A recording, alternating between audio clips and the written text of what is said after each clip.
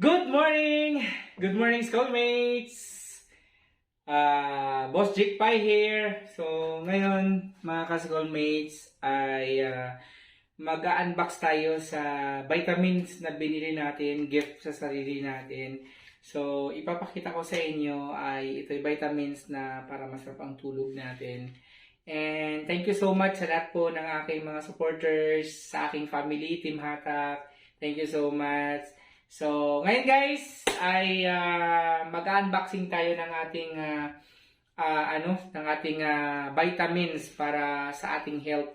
Okay. I-open ko na guys. Ano kaya to? Actually ito guys ay kilalang-kilala nyo na. So, mag-unbox tayo ng King Herbal. King's Herbal Plus. Ayan. Ito. So, unbox natin kasi ayun. Ito yung box niya. And syempre ito. Ito yung mukha niya.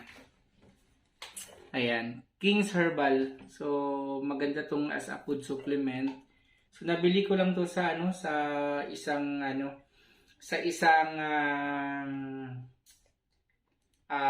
drugstore. O, sa drugstore ko lang to binili. So, buksan natin. Saan ba to?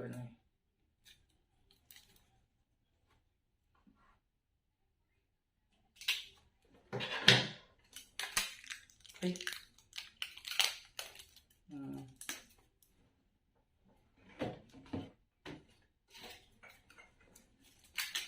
Para sa sa health natin guys, pampatulog o sa lahat vitamins. Yan, ito yun. Try natin.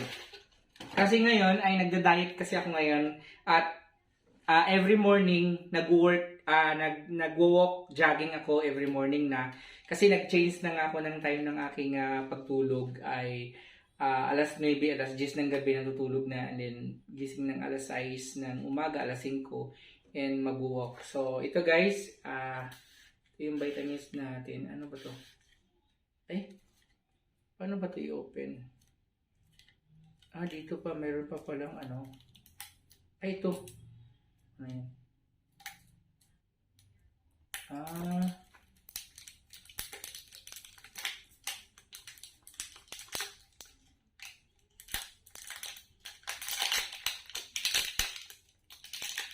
Ito pala guys. Meron pa palang tanggalin. Yan. So, lagay natin dito yung basura. Tapos, ay, squeeze lang. Ayan. Ito yun. Try nga natin inumin. Ano ba to?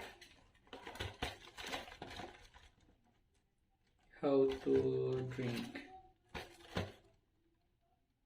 Hero, a person who is admired and idealized for courage, outstanding achievement, or noble qualities. They are the pure qualities of King Herbals.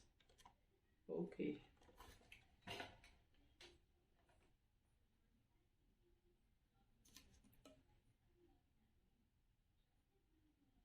Historical 5 days.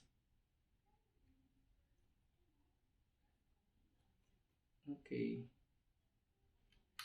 Recommended usage. Take 30 ml to 20 minutes before meal or direct by a health physician. Take before meals once a day. Once a day. Every Ngayon ko lang inumin pang gabi. Sige daw. Check muna natin guys. Tapos 30 ml. 30 ml. Iba may measurement man to. Paano malaman ang 30 dito? Ito puno. Ito guys. So, wait lang ha. Nakikita ba ako dyan?